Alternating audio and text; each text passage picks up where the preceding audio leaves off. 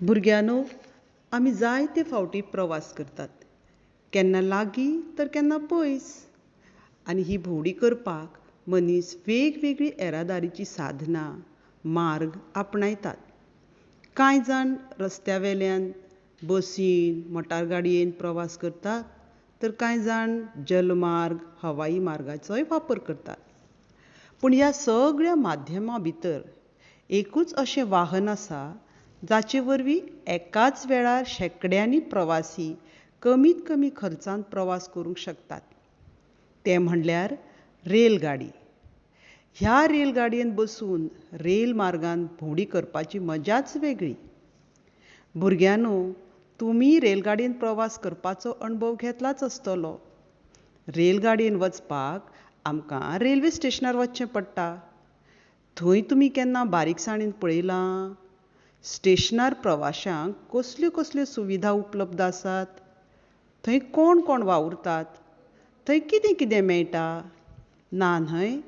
चलात तर, आयज आमी आमच्या मडगांव शारांतल्या रेल्वे स्टेशनार भोंवडी मारून येवया. आनी हां, पासय मारतना तुमी कितें कितें पळयलें ताची नोंद करपाक मात विसरूं नाकात आं. हें पळयात, हें आमचें मडगांवचें रेल्वे स्टेशन. एक मिनीट, सरळशीं रेल्वे स्टेशनार वचूं नाकात. पयलीं प्लॅटफॉर्म तिकेटी काडया. प्लॅटफॉर्म तिकेट काडले बगर स्टेशनार भितर सरूंक मेळना. तिकेटी थंय मेळटात. चलात, येयात म्हजे बरोबर. ही पळयात, तिकेट घराक 2 जनेलां आसात. एका जनेलांत चालू तिकेटी मेळटात. आतां चालू तिकेटी आमी केन्ना काडटात? जर आमकां लागींच प्रवास करपाचो आसा वा आमी निमण्या खिणाक प्रवास करपाचें थारायलें जाल्यार चालू तिकेटी काडटात. हें पळय, तिकेट घराचें दुसरें जनेल. हांगा आरक्षण तिकेटी मेळटात. आरक्षण म्हणल्यार रिजर्वेशन वा सुगूर करप. आमी जेन्ना प्रवास करपाचें नियोजन करतात तेन्ना प्रवास करपाचे खूब दीस आदीं आमी तिकेट विकत्यो घेवन जागो राखून दवरूंक शकता. अशें केल्यार बसपाची सुवात वा न्हिदपाचो बांक प्रवास करचे आदीं सुगूर करून दवरूंक शकता. आतां तुमी आपआपली प्लॅटफॉर्म तिकेट घेयात आनी भितर चलया. तो पळय टीसी दारार उबो आसा. टीसी म्हणल्यार तिकेट चॅकर. रेल्वे स्टेशनार प्रवेश करतल्यांच्यो आनी स्टेशना वेल्यान भायर सरतल्यांच्यो तिकेटी तपासप हें ताचें काम. पळयलें? केदें व्हडलें रेल्वे स्टेशन. आतां प्लॅटफॉर्मार बारीक नदर भोंवडायात आनी कितें कितें दिसता तें पळयात. तो पळय बूक स्टॉल. थंय खबरापत्रां, मासिकां आनी जायतीं नेमाळीं विक्रेक दवरतात. ताचे कुशीक आसा तें च्याचें कॅन्टीन. थंय वडा पाव, उपीट, शिरो, डोसा, च्या, कॉफी अशीं तरेतरेचीं खाणां खावंक मेळटात. तें पळयात, वेटिंग रूम, प्रतीक्षालय. वेटिंग रुमान बांक आसतात, मेजां आसात आनी प्रसाधन कूड म्हळ्यार वॉशरूमय आसा. पूण थंय जाचे कडेन प्रवास करपाची तिकेट आसा ताकाच थंय विसव घेवंक मेळटा. हो पळयात, रिटायरिंग रूम, विसव कूड.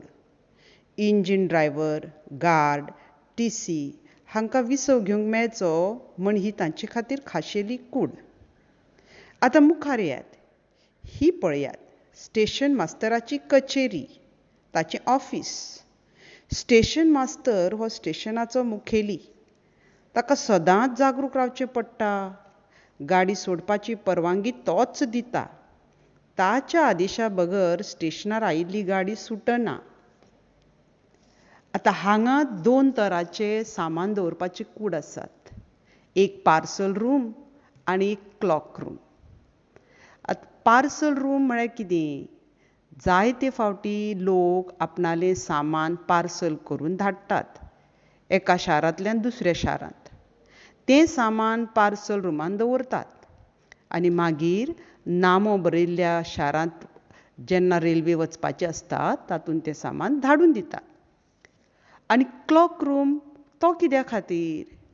जायते फावटी रेल्वेचे प्रवाशी अडकून उरतात आनी मागीर 1 वर 2 वर 3 वर 4 वरां कांय वेळार 5 वरां 8 वरां 10 वरां थंयच उरतात म्हणटकच आपणालें जड सामान घेवन ते भोवंक सोदिनात ते क्लॉक रुमान सुरक्षीत दवरतात आनी वेळ आयलो म्हणटकीर थंयच्यान काडून घेतात रेल्वे स्टेशनार तांबडी खुमसां घालून प्रवाशांचें सामान हाड व्हरपाचें काम कुली करतात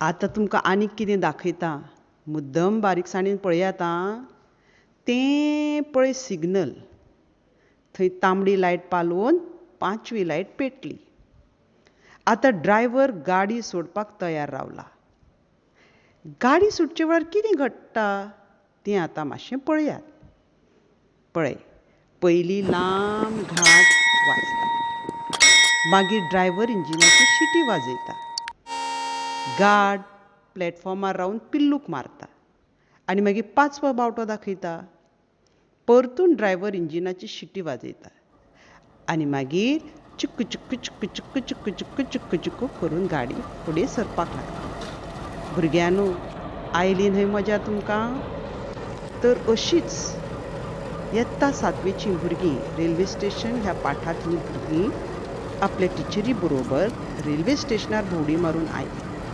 तांणी थंय कितें कितें पळयलें हो अणभव ह्या पाठांत व्यक्त केला तो आमी समजून घेवया